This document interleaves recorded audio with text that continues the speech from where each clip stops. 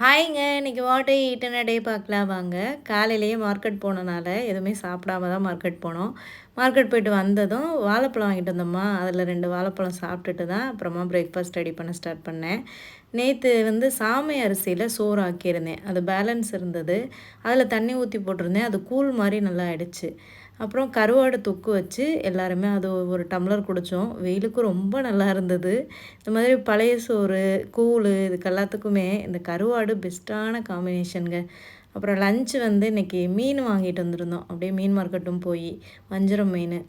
அது ஒரு மீன் எடுத்துக்கிட்டேன். கொஞ்சம் மட்டரிசி சோறு, அப்புறம் முருங்கைக்கீரை, அப்புறம் கிழங்கு மரவள்ளி கிழங்கு, அது கப்பக்கிழங்கு மாரி பண்ணுவாங்கல்ல, அது வச்சு மதியம் லஞ்ச்சு சூப்பரா சாப்பிட்டாச்சு. அப்புறம் ஈவினிங் போல் திரும்ப பசிச்சதா, அதே வாழைப்பழம் ஒரு சீப்பையும் காலி பண்ணல. ஒரு 2, 3 பழம் எடுத்துக்கிட்டேன். இது குட்டி குட்டி வாழைப்பழம் தான்.